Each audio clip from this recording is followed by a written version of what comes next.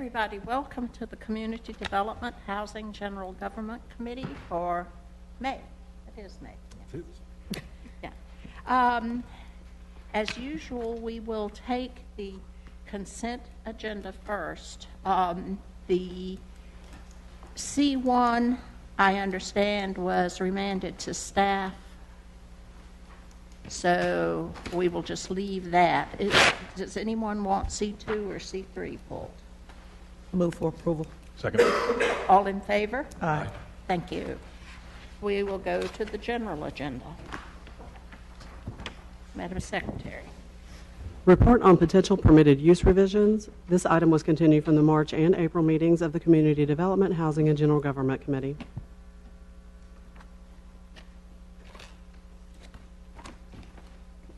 Good afternoon, council members. Good afternoon.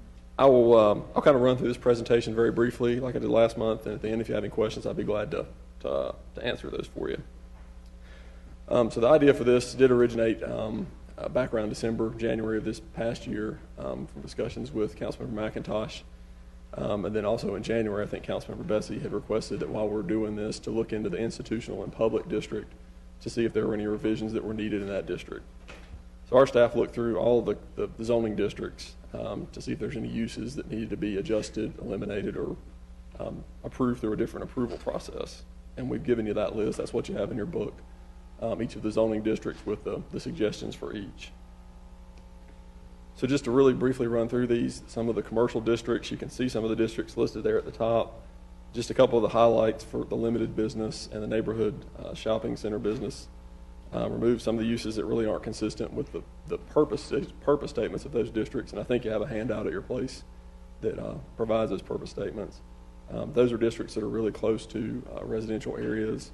They're neighborhood serving. There were several of the uses that we didn't think were compatible with those. Same thing for pedestrian business and neighborhood business. Remove some of those uses that really aren't pedestrian oriented in nature or neighborhood serving, and some of the examples. An LCID is a land clearing and inert debris landfill, so obviously that was pretty straightforward. Dirt storage, things like that. For some of the office districts, again, the use of LCID we didn't think was probably appropriate for that. And then shelter for the homeless was a use that's allowed in our limited office district that we proposed to remove, being a little bit more intense than some of the standard uses you see in a limited office district. In the multifamily districts, probably the big highlight is, again, removing the LCID use. Some of our other districts, the campus and the mixed-use district, right now correctional institutions are allowed in the campus zoning district, so we proposed to remove that. Our MUS district, there are several uses in there we didn't feel that fit in with a mixed-use development. A fuel dealer, helistop, LCID, motor vehicle storage yard, just to name a couple. Those are typically ones you don't think about in a planned mixed-use development. And the last district is the institutional and public district. There were a few uses in there where we increased the review processes to either a planning board review or a board of adjustment special use permit from just what it may currently be as a zoning permit.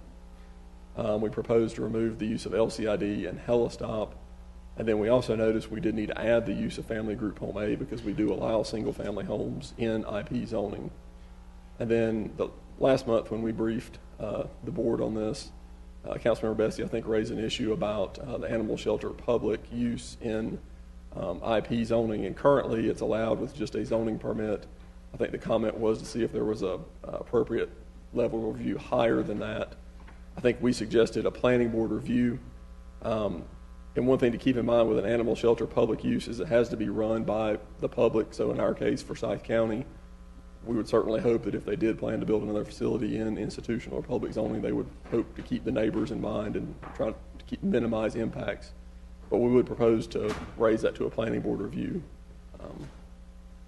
type review. And I'd be glad to answer any questions if there are any. I had one question about the process for planning board review. I don't recall, does that include required neighbor notification? It does not, no. So the only way to get the neighbor notification for use would be to have it elected board. If we did a board of adjustment special use permit, we would send out letters to all of the adjoining property owners and we would post it with a sign. So that's another option. Thank Just a couple of questions about just individual things in here. I noticed that vehicle maintenance, basically car garages, have been struck out of both Central Industrial and Central Business District. We've got some there now. What's the thought process there? I mean, is there not? Are those completely incompatible? I mean, I could see a couple that I think of that actually use. You know, it's kind of nice to have them that close into town, but you don't want an overabundance of them. I guess the thought was for both of those districts, central business is a very finite resource we've tried to keep very tightly clustered in downtown. Same thing with central industrial with the research park, another very finite resource. We were just thinking if we've got such this very finite amount of zoning for each of those, that might not be a particularly good use to use that on. It could certainly go in, outlying areas of pedestrian business that maybe surround and support those two zoning districts, but that was the thought process. And I guess we're probably not going to be dealing with anything new there. The price of land would probably dictate that somebody use it for something higher and better than a garage. And then just what is a fuel dealer? I don't have my UDO in front of me, but it's above and beyond it's more probably like a distribution type use, more so than like a Sheetz or a typical convenience store. Okay. I learned something today reading through this. I did a little research on a borrow site. Is where basically where you place dirt when you're going to need it someplace else. You set it there in the meantime, right? Right, and dirt storage kind of goes hand in hand with that as a separate use. Yeah. Just overall a comment here that I want to really kind of aim at the general public is that the vast majority of the changes here, I guess all the changes really were in more commercial zones versus residential zones. Correct. So a homeowner really should not see any impact from this unless they're adjacent to a place. And really the restrictions or the uses that we're pulling out here are kind of across the board, to me, seem very non-controversial. So good work, and I approve. Thank you, Madam Chair. Good job on this, and I guess to McIntosh's credit, I think I also started talking about the changes to these zoning issues years ago and asking staff, and which you've been doing, review them on a periodic basis to ensure that we are compliant with the times that we live in, because a lot of them, as you've told me, were created years ago, but some of them just don't work right now, so we just need to clean it up like any organization would do for their documentation. One of the things that still presses me since I've been on this council and even before then is the position and location of these automobile repair chop shops within the urban core in the poor neighborhoods.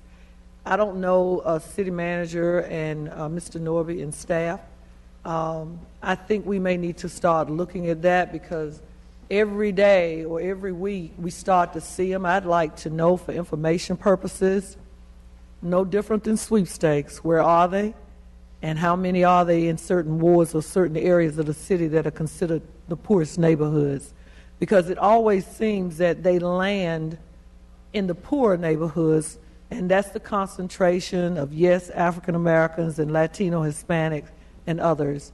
And I definitely see a problem with it in us trying to make the appearance of our communities look better. I know that in the past, I think Councilmember Light and Bessie over the years, this council has improvised other things to do to enhance the appearance of these buildings.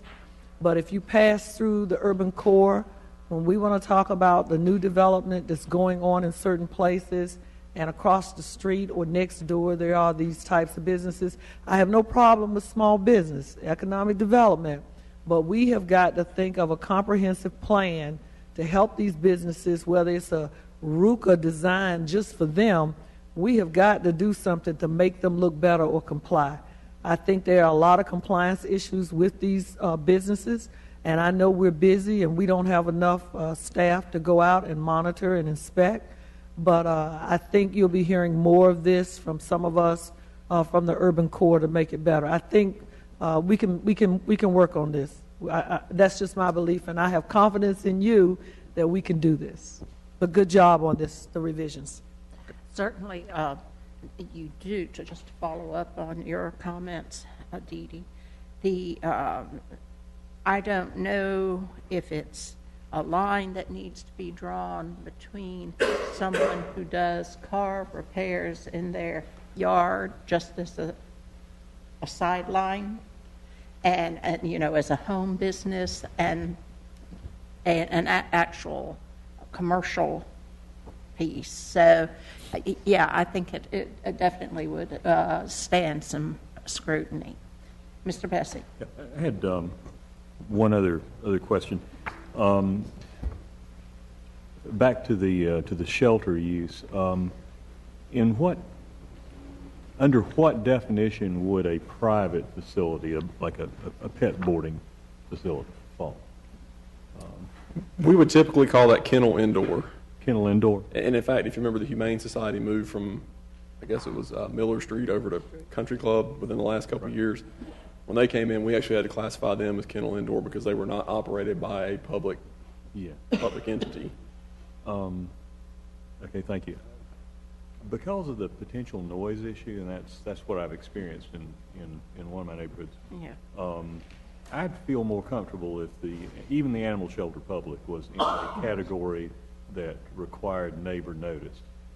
Personally, I'd put it in elected special use, and at the appropriate time, I'd be happy to move approval of the package with that one change for an IP zoning only, because of where those, some of those IPs tend to be located. I'd move animal shelter public into the special use permit from elected body. Okay. So that's in the, where is that now? IP zoning district. 29. Oh, Page animal 3. shelter public. Yeah, animal shelter. Yeah, and then the other, The rest of it, I'm good with the rest of the proposal as it stands. okay, but the other indoor kennel indoor, whatever.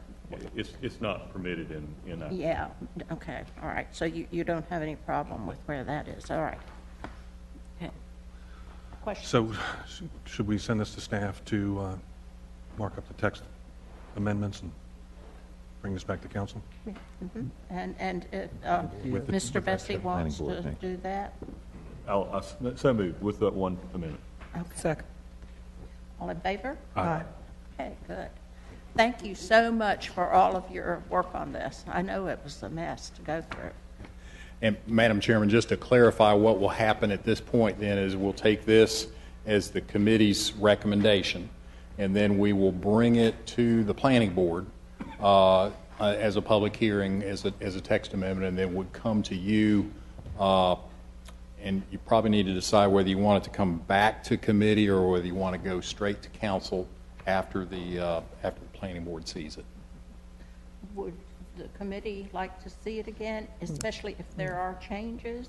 Only if there's significant change. Okay. Yeah, if if you there guys run are- into problems along the way, then yes, but otherwise. Okay. Okay, all right, Thank you. thank you. Thank Thanks you. again. Thanks, guys. Item number 2. Presentation on Southwest Suburban Area Plan Update.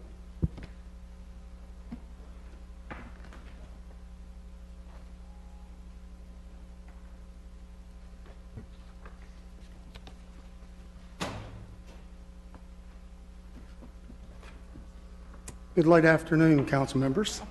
Good afternoon.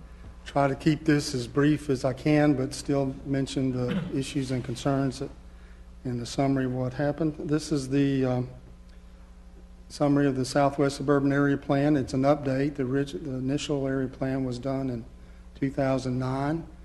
It's one of the 3 plans. I think you've already adopted the North Central Area Plan. This is the second one that's coming to you, that's being worked on this fiscal year. And the third one will be the East-Northeast Area Plan, which will be coming to you in another month or so. Like all of them, there are 3 community meetings and 1 drop-in session, and I have to honor Councilmember Bessie because he attended every single one and was there and heard all the neighborhood and community's concerns.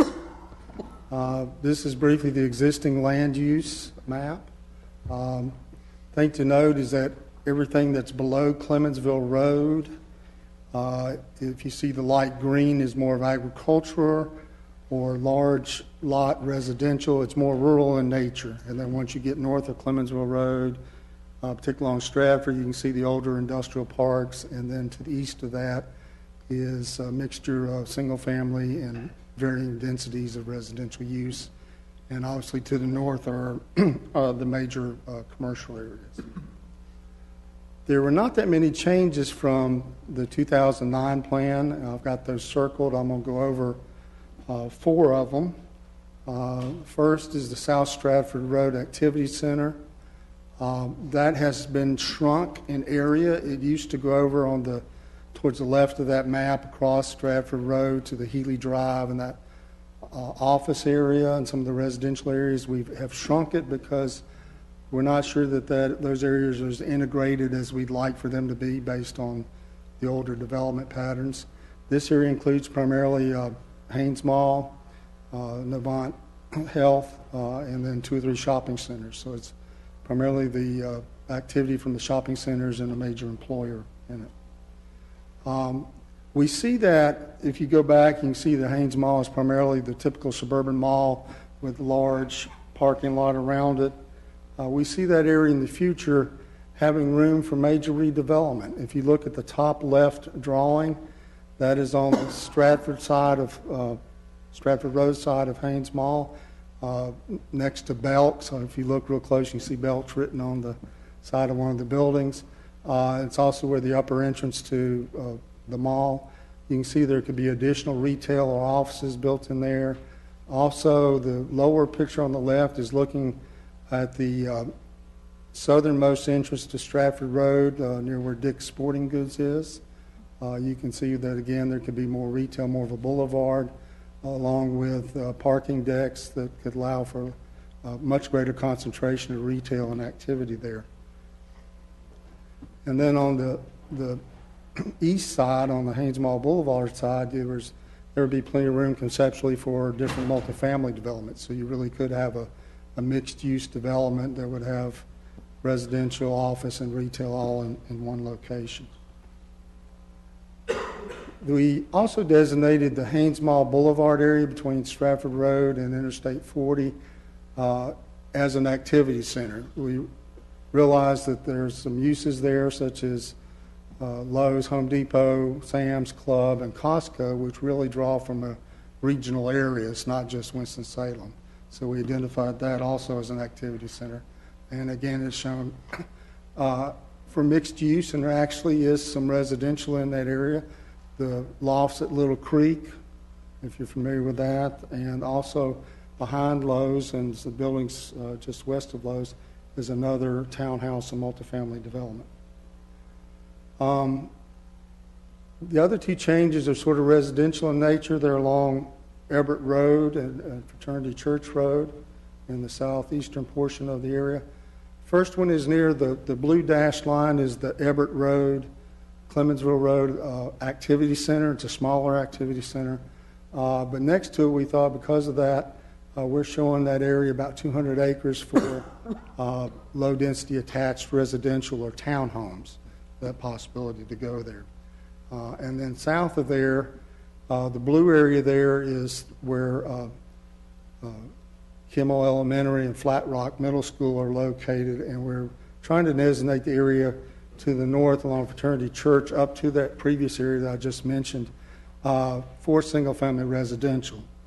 But one thing I need to mention is that the entirety of that area in that red circle that was designated for large lot residential to try to maintain its rural character is zoned residential single-family 9, so that if utilities become available, someone can go ahead and subdivide that into a subdivision. I'm sure there will be an uproar in that area once that happens, but the zoning will allow it to happen today. And it's been zoned that way for a long period, decades. So I wanted you to be aware of that.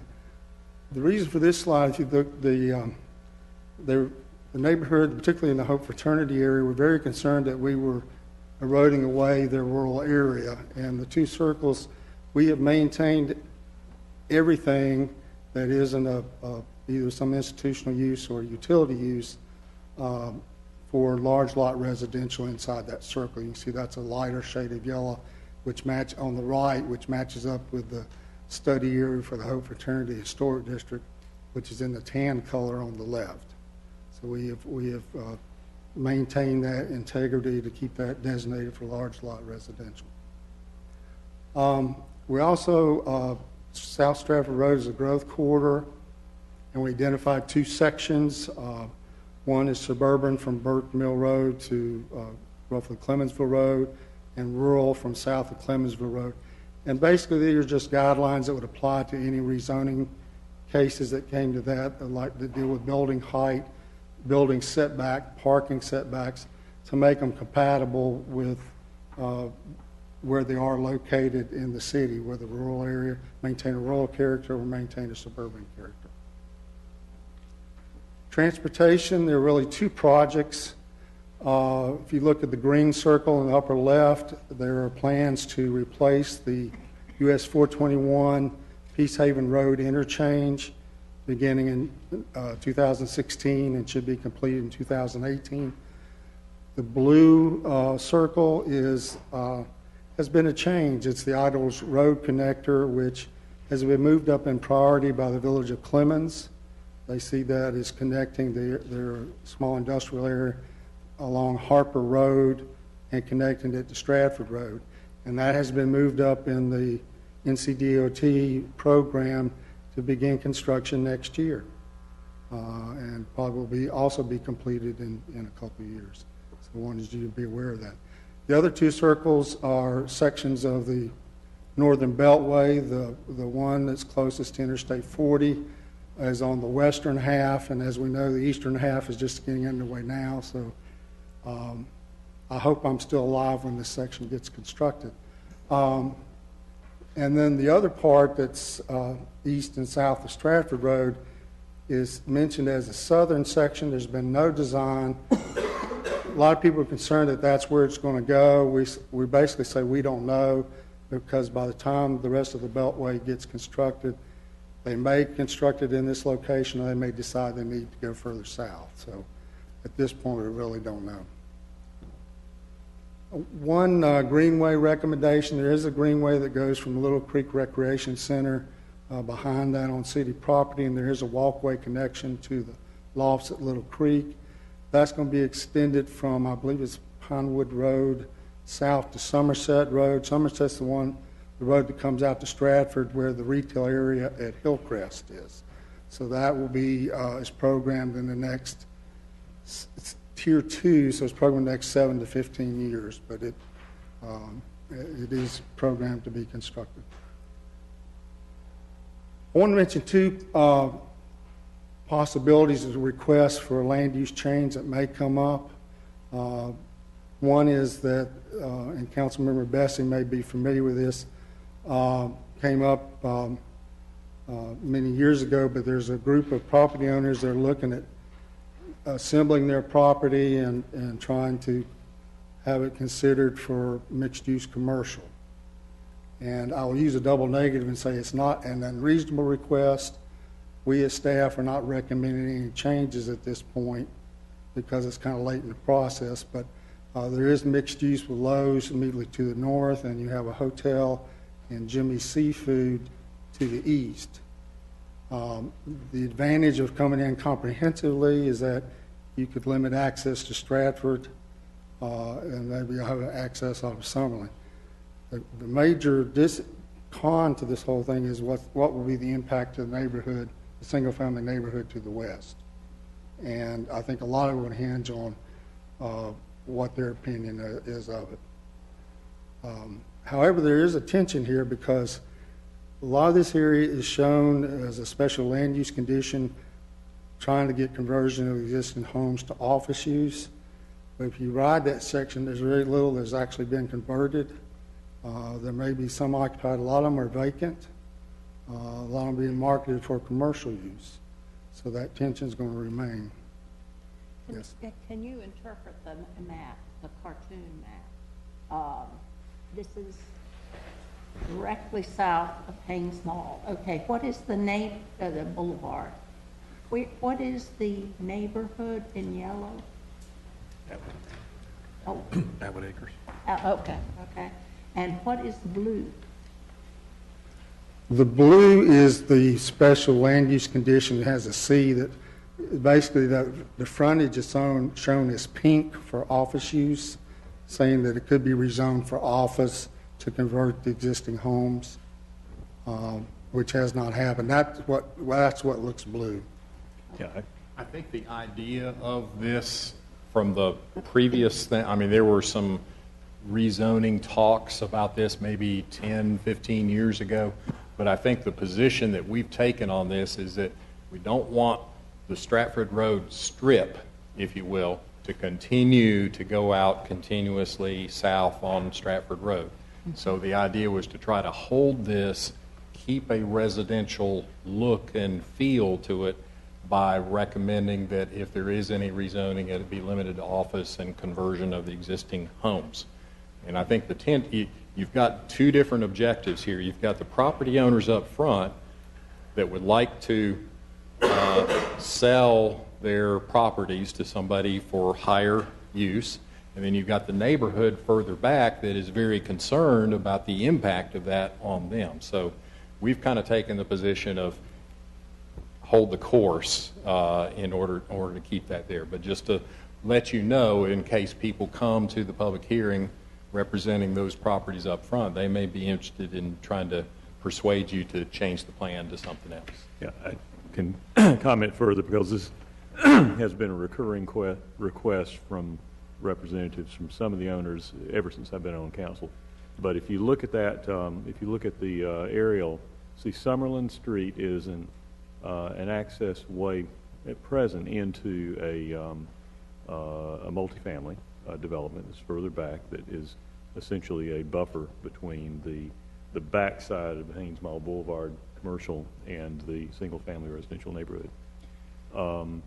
The concession to the frontage disadvantages of being on such a heavily traveled road is that that overlay condition recommending that that favorable consideration be given to requests for low-density office use with encouragement of adaptive reuse of existing structures, so that there is a commercial use for the property if the owners choose to pursue that without having any real downside to the residential properties it backs onto. If you go in and travel through the neighborhood either in a car or on foot, it's clear that there's no reason that does not continue to be a viable single-family residential area. It is not, once you get past that first road that directly fronts Stratford, it is not severely impacted by the nearby more commercial uses. It is directly part of the larger Atwood neighborhood that's it's a popular mixed income residential area, and the residents of that larger area have consistently vigorously opposed any rezoning requests of this corner to a higher commercial density. Would this be a good candidate for NB zoning, neighborhood business? Because it seems like there you're looking at dealing with scale and setbacks, density. Possibly, but I think even then I would be concerned about what the domino effect would be if you said, because neighborhood business being on Stratford Road is sort of it's kind of an incompatible. It's something you would want to embed in a neighborhood as opposed to being on a major commercial or corridor. Right. Okay. So, yeah, I get it. And I had one other question about, we're talking about transportation, but Yes. the Everett-Stratford connector is on one of your maps here. What's the timeline on that? Is that Which I'm not. from Pope Road over to Kimmel Drive. It's on one of the slides that I've got. Oh, okay. That is, extension pumper. That is going to be development driven. I didn't highlight that because that and there's one from Stires Ferry Road to the west. We build based on when development occurs. On those vacant parcels, they will be building. So we don't have a timeline for that. No, depends on when development occurs. Go ahead. Sorry, I interrupted. That is, I raised that last issue because they have just contacted me recently, and I would expect them to be at the city council public hearing, so I wanted you to be aware of it. Second one, that the gentleman was at the planning board hearing, which I want to mention real quickly, has a property on the south side of Burke Road that is shown for low-density attached residential or townhomes. He was wanting to see it go for office use. He's an elderly gentleman and came to the planning board, and he said he was in support of the plan, so I'm not sure he was completely understood what the plan showed for his property. So just wanted you to be aware of that. And where is this? It's on Burke Mill Road across from Okay, I see. Fronis Plaza Boulevard. And it's one, so just wanted you to be aware of that. And that's it. So I'll be glad to answer any other questions. Dee Dee, any questions? Got mine in. Okay, very good. So this now would go to council or? Yes, this is basically to brief the committee and would go to council hearing, I believe, first meeting in June. Okay. That's right. All right. Okay. And- So this is not something that we vote on, or is it? I'd be happy to move that we recommend approval as is. Okay. Second. Whether we're supposed to or not. Very good. All in favor? Aye. Okay, thank you. And Madam Chairman, if I could just mention, Steve showed you those drawings of Haynes Mall. And of course, we're not proposing that Haynes Mall be redeveloped, but what we try to do in each of these new generation area plans is we try to pick 2 or 3 or 4 areas where we can paint a vision of what could happen, applying some of the principles from Legacy 2030. And as you may know, malls, a number of malls across the country have been in trouble, sort of the single-use commercial malls. And not that we think that Haynes Mall is, it's still going strong and all that, but we're trying to think 10, 15, 20 years into the future. And a lot of the malls that have continued their viability long into the future have looked to this more mixed-use redevelopment. So we just wanted to paint a picture of what that could be. We think there's a lot of potential there, and we have actually shared it with the CBL people too, so that they're aware. Mm-hmm. Thank you. Thank you. Steve, thank you very much. Okay. Item 3. Consideration of ordinances for restated Chapter 34 and revisions to Chapters 10, 38, and 74 of the City Code.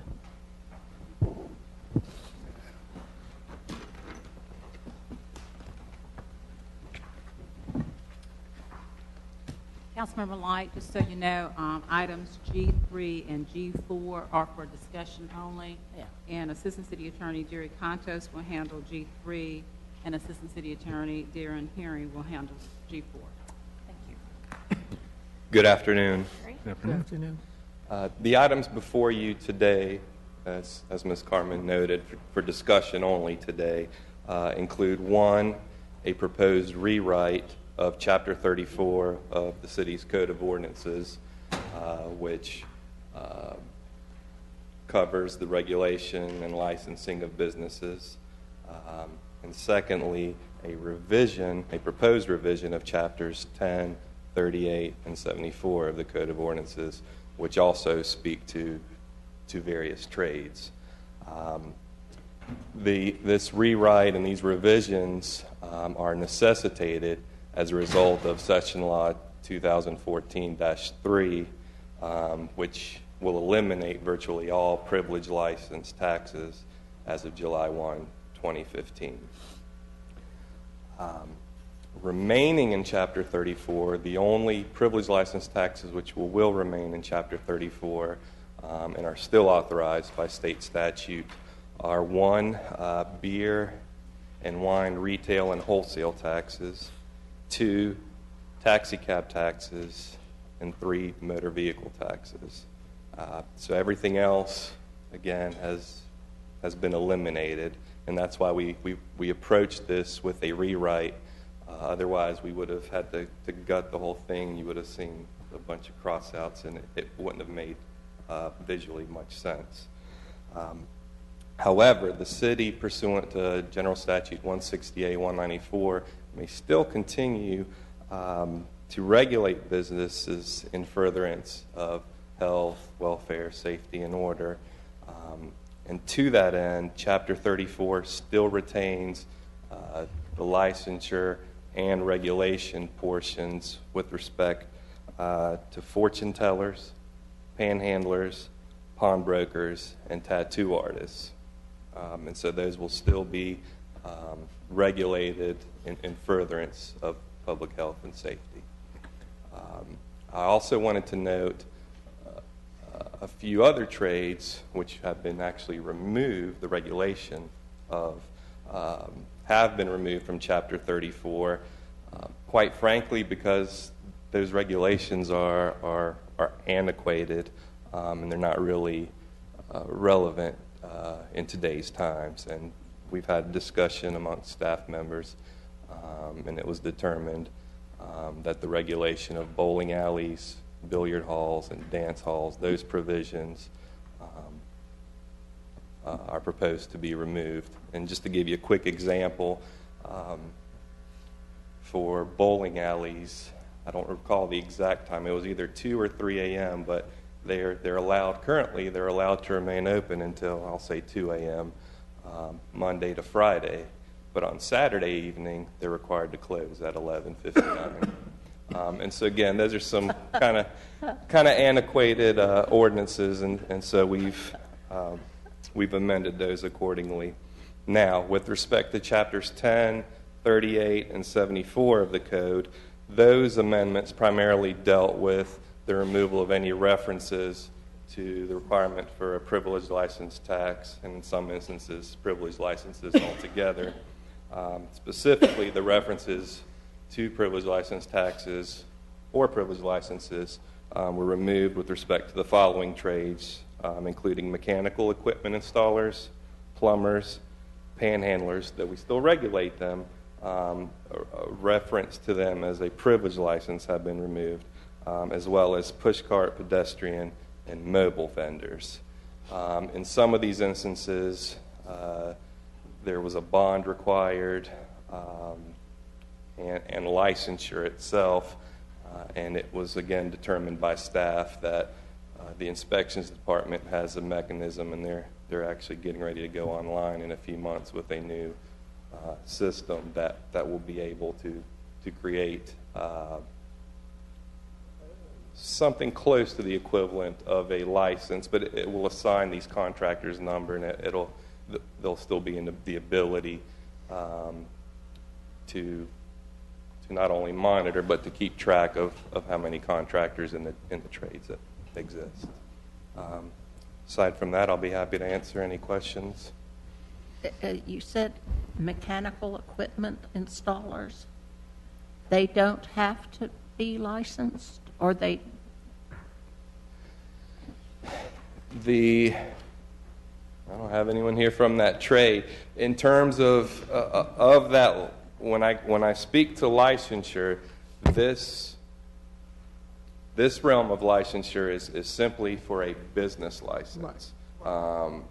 Okay. To do business within the city. Okay. Now, whatever licenses still may be required by the state to be a contractor, those, of course, will remain and not go away. I took that wrong. Jeff? In that same vein, on the bonding side, how the fact that we're willing to take it out tells me that it's not something we use a lot. I mean, we don't actually retain bonds from people very often. And to be quite frank, the particular bond I was referring to was for the mechanical equipment installers, which is HVAC installers. Right. And I did some digging around, and in my knowledge, we have not been collecting a bond for those trades because, again, they're doing private work. However, for plumbers, because it ties into the city system and could affect that, we still do and we still will continue doing so. I guess on the mechanical side, our staff has shown plans prior to the work beginning, and they have to okay work before it starts, so there's some sort of concept that these folks know what they're doing. And that will continue. Right. The privilege license and the bond piece, which is never implemented. Right. will basically- Right. One thing I see about the whole, several things, but really, we're not going to be able to track businesses as easily. Like if I asked staff to find out how many plumbers there were in the city of Winston-Salem, that's going to be a lot more difficult without having them buying a privilege license. No? They won't be required to get a privilege license, but the system that Jared was just mentioning, that I think the inspections department is going to start, will provide a tracking mechanism Okay. for some of the trades and how much is being driven. Yes, I don't think it will be, quite frankly, as accurate as a license registration system is, but every time a permit is pulled, there will be a number that will be issued correlated to each plumber. So in theory, if that plumber goes out of business and doesn't come back, we won't know if they're still active or not, or if they just haven't performed any work in recent times. But we should be able to capture at least every business or individual that is doing business. So we'll have a way to disseminate information if we need to. We'll have a list of plumbers, HVAC guys. Yes, that's my understanding. Great, thank you.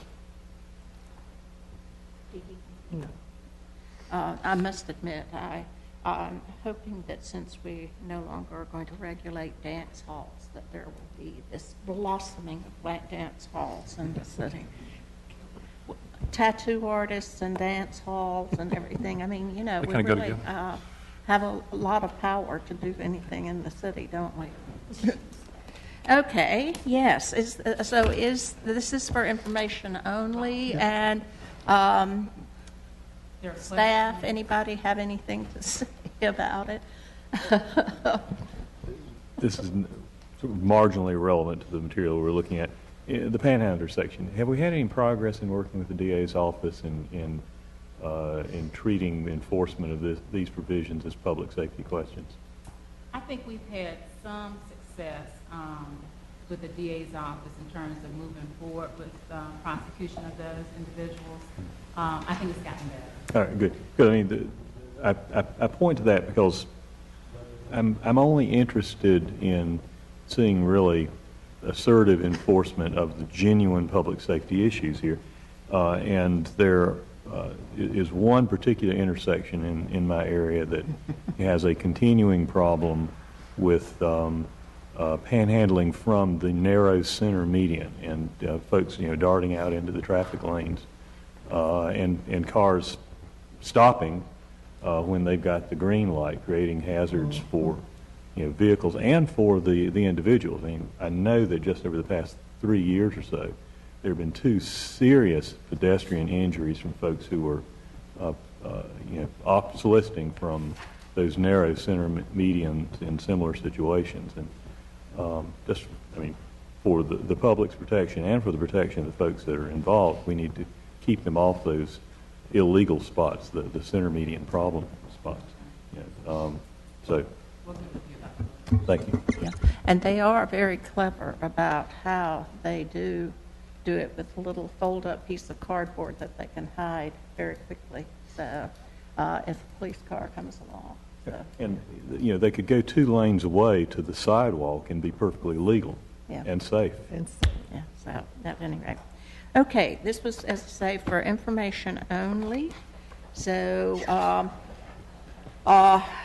we will move on to item 4, which is also for information, but we have some folks who would like to make comments, so we will get to you. Hi there. Good afternoon, committee members. Good afternoon.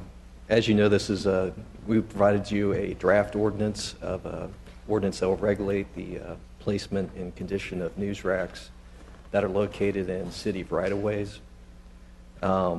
This ordinance was proposed based on citizen complaints of the placement and condition of the news racks. Generally, that they tend to be knocked over with the contents making litter on the sidewalks and right-of-ways. Some of them are in poor condition or maintenance, and the bottom of them filled with trash.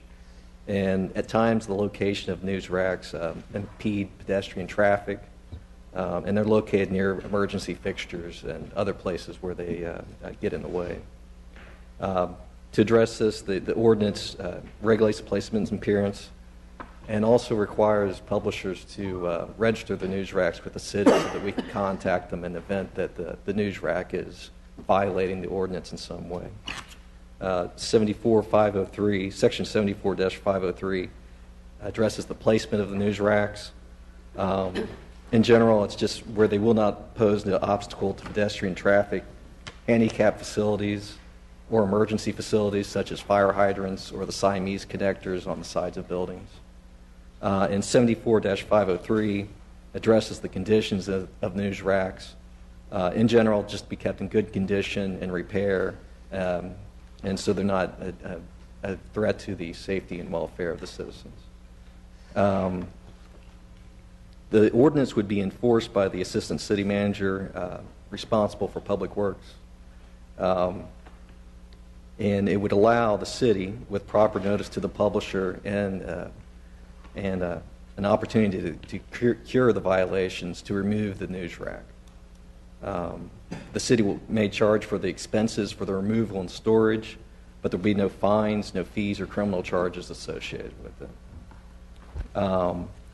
It has also been suggested to us by the Downtown Winston-Salem Partnership that we utilize a box corral system, which I have a photo of that, if someone could tell me how to turn this on so I can...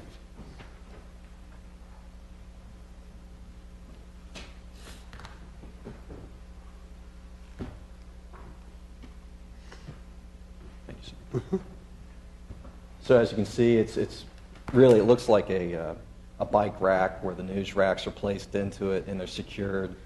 And they allot so many news racks to the location. So it would physically limit the number of news racks in certain locations and keep them secured and make them to a certain extent uniform in appearance. And I also have an alternative ordinance that applies these. If you'd like to take a look at them, I can distribute to them now. If you'd like to take a look at them, or I can hold on to them if you would not.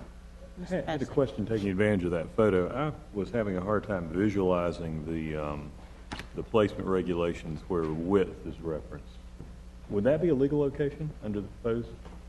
Would that be a legal location? Yeah. Would that fit, meet the clearance requirements? I'd have to go through and look at the ordinance and see if it is. I mean, it doesn't look like it would meet the requirements as drafted, but really doesn't look that dangerous to me. The box corral? Yeah. Well, I don't think the box corral is actually the dangerous item. It's just proposed as an alternative to the model ordinance. Oh, sure. No, my question is not so much whether something is reasonable, it's whether the specifics here are appropriate, and I'm wondering whether they're more restrictive than needed. That's why that example came to mind. That didn't look like a bad example of oh, no, that one, yeah, but it didn't look like it would meet the width requirements. Yeah. This is actually a picture of a box corral that's used in Philadelphia, and the alternative ordinance that I have here was drafted based on that ordinance. It's just simply that this would be an alternative to the modular news racks that some cities use, such as Charlotte, and I think Raleigh uses them, where the city provides a module and you have to have a space in it. Thank you. To follow up on that, on Section 74-503, placement, news racks may be placed no closer than 5 feet from the edge of the street. Yeah. Yeah, that would be too close, yeah. I'm sorry.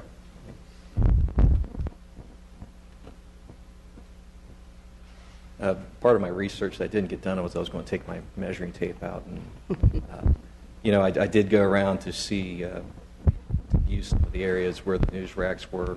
I think some of the problem areas was corner 4th and Spruce, where there's a large congregation of them, which I got a picture of it. So that's it. Oh, my, yeah. I have, Yes, Chair, ma'am. I have a question. Yes, ma'am. And I don't know whether we put it in here anywhere. I know I see placement, I read through it, and location. Is there a point where we determine how many go in a certain location? I know you have, it says no longer a group of news racks shall exceed, no group shall exceed the distance of 8 feet in length, and a space of not less than 3 feet shall separate each group of news racks. I mean, are we going to have a number of racks, of newspaper racks? Or if we say that this is what we're going to do, how do we determine who gets to be there? Because the news business is still evolving based on the way of the world of social media and e-editions and everything. Because that's one of the things that I see is that we have like a, for lack of a better analogy, like a train of different boxcars. Different colors, different sizes, different shapes, and that's okay. But how do we determine to ensure that it's fair and just as to how many go on a corner versus 18 to 20 or whatever, and competition is steep? I'd say that the ordinance doesn't address a number per se, but then the requirements of the distance from the curb or from the building or from walkways would naturally limit how many news racks could be in a certain location. Take, for example, here, I think most of those are too close to the crosswalk, so those would have to be split up. Yeah. And if they're 4 feet between them, there's only so much space on the sidewalk outside of fire hydrants and et cetera. So I think it naturally limits how much you'd have there. As it's drafted now as just the model ordinance, it's pretty much first come, first serve as far as who gets it. Now, the box corral, what they've done, it's a lottery system, so everyone gets a number, and everyone gets to choose a number, and you get to choose the spots you want. And that's something that would have to be incorporated in the ordinance. And I drafted the alternative ordinance to make it more open-ended so we could address these, if we go with box corral, so we can address this as we need to. Very good. And also so we don't put it in the ordinance that we're regulating it in one area. Correct. When business is shifted to another part of the city, we can address it like Thank that you. also. And certainly it looks like not only the box corral, but also the dimensions that are given here. You can have 4 racks. Correct. Before, it has to be separated, so. If we do end up approving a system where we use box corrals, I think since we're the City of Arts and Innovation, we might be able to come up with something that's a little more attractive. Absolutely. That was very utilitarian. Absolutely. But I've seen other cities that use things that, basically are signatures for their city. Right. And I think, we could probably count on some local design talent to enhance those. Mm-hmm. Yeah. And one more comment. I agree with Councilmember McIntosh. I know people don't like to see elevated things, but if we do this in an artistic, innovative way, I think we may be just able to stack them. You know what I mean? Instead of just having one long whatever, I'd like us to look at what would it be like if we stacked some of them so that, let's say on a corner you got 8. Why couldn't we just have 4 and 4, but have them where they're reachable? I mean, anyway, they're not that tall anyway. Mm-hmm. But that might be something we want to look at too, which would help minimize the space. It would be more appealing to the eye. And again, instead of having them where they're just strung out, whereas people get a chance like magazine racks in the store, You get a chance to kind of look and see and pick and choose. I think something that should be kept in mind is a lot of the cities that have used the box corrals or the modular system only use those in certain areas of the city. And I think that's one thing to keep in mind is that the law requires that you have ample alternatives. So if you wanted to say that you must use my modular racks in this area, you must be able to travel outside that area where you can find newspapers anywhere or whatever kind of publication. So I guess what I'm saying is if you want to do something where it's stacked or we're limiting the number of publishers in one area, it would just have to be to certain areas of the city. And then outside that would be, they'd have ample opportunities to have it available. That makes sense? It makes sense, but I think, as we said, we can get innovative with this. And we can, again, I'm sure we're going to hear from some of the media. Just like we've done with most ordinances, again, this is discussion. We need some input from the media people. That there's a lot of them. So we need to hear from them, too, as to what they think. Because don't get me wrong, I mean, the world as we know it changes. And they have to be, responsive to change just like everybody else. But I think one of the most important things I know your office will do is we will need to get their input into this process. But good job. All right. Thanks so much. Yes, ma'am. And you said you had another Yeah, would you like me to? version? Sure. Yeah. If you'd like to hand that to the committee. And we have Mr. Campman here from the Winston-Salem Journal. So if you'd like to come tell us what you think about all this.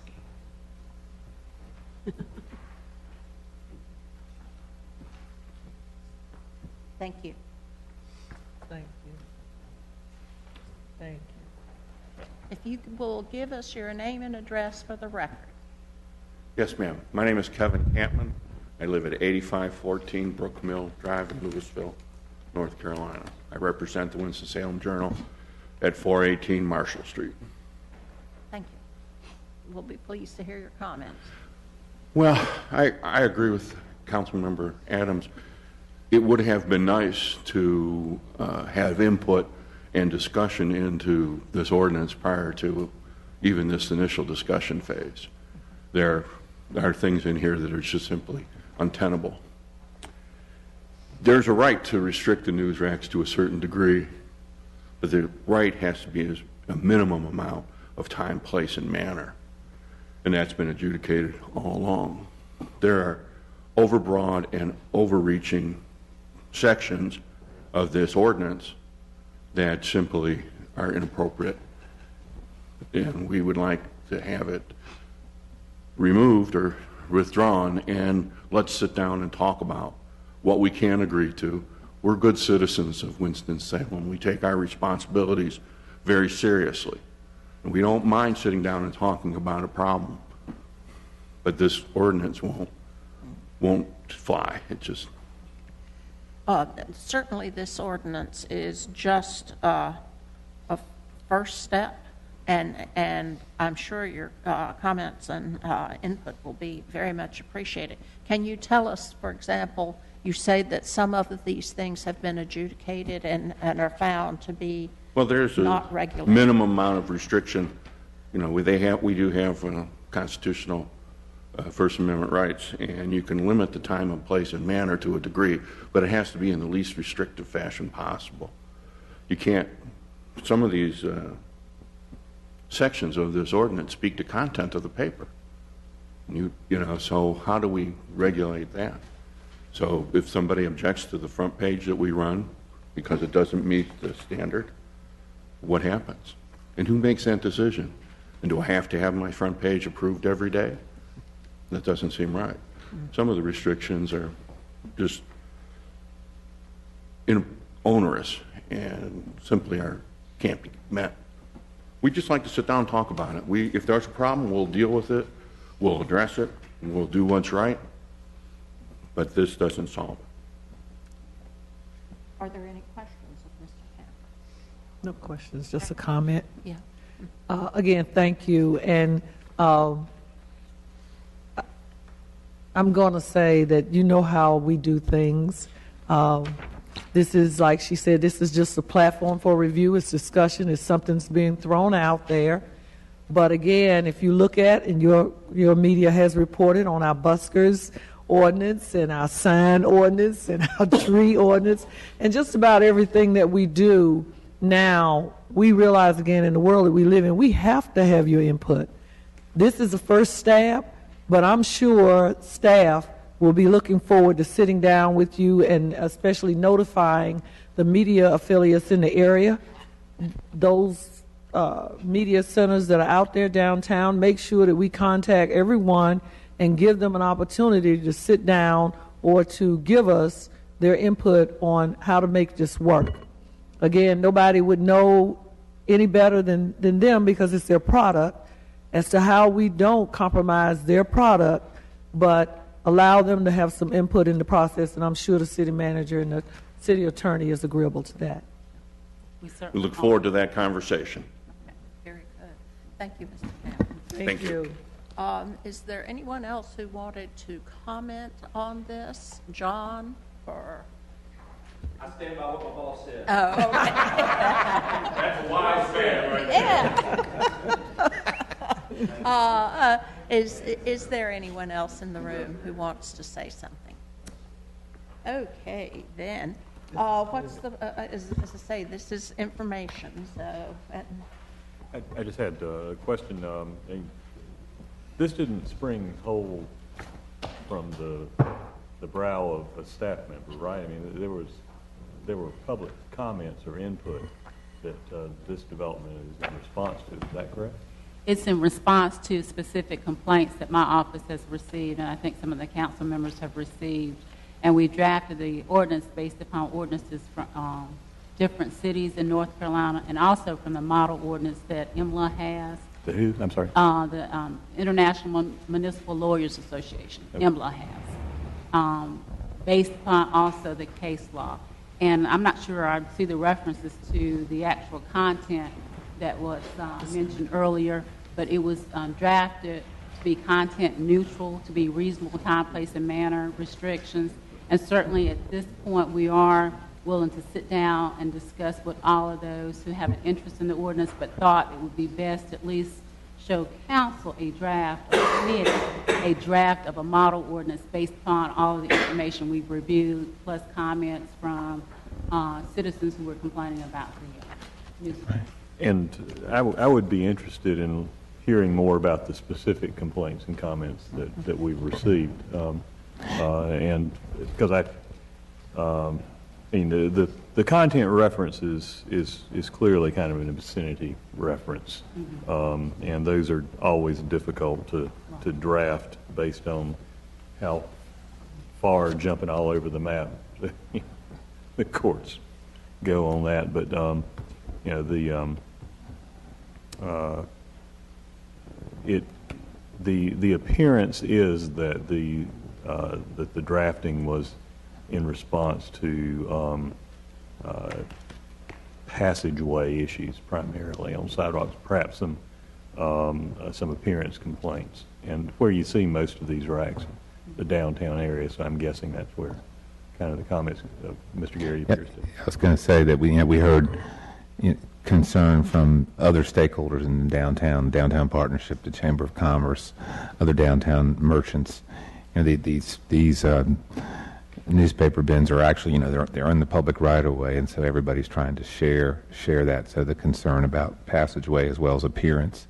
So we wanted to come first to the committee, and if so wanted us to even pursue anything, then we'll invite everybody to come in. We only have one media here today, and as you know, there are many other groups, as you saw, who'll be interested as well as those downtown interests. And just so you know, the draft was sent out, I think, Friday to the media that the Marketing and Communications Department has a list of, and sent all meeting notices to. So there's, I think, in excess of 10, and also the individual, publications, to the extent we were able to discern in the news rack a name, information, contact information. The draft ordinance was sent to those as well. I frequently use some of the racks in near the post office or in the downtown area, I'll stop and pull out a copy of some of the alternative news weeklies, grab them there. I rarely get a daily from the news racks because I'm one of the dinosaurs with the home subscription to the hard copy. But thank you. I'm interested in seeing us responsive to legitimate public complaints, but I don't want to be any more restrictive than is necessary to address those issues. Yeah, thank you. Okay, we'll look forward then to the progress on this and see where we go. That's certainly the First Amendment part might be a problem, but every city ends up having to face that somehow. Can I just say that I think everybody's on the committee and staff understand that the First Amendment rights exist and that we'll be taking a task if we step over those bounds, so I don't think there's any intent to do that. No. But I think also the Journal knows that they're part of downtown, they're part of the city, and I think they're good corporate citizens, and I think they'll do as much as they feel like they can in order to make this work. I think it's in everybody's best interest to have a good-looking downtown and have still have free and open access to the news. And I'm taken with your idea of doing something unusual and neat for the downtown area. So, okay. Maybe they'll sell more newspapers if they're in really cool-looking racks. Yeah. Perhaps. Okay. Is there anything else that the committee members want to bring up? If not, then we're done for the day. Thank you. After all, it's 1:35. Got plenty of time to go get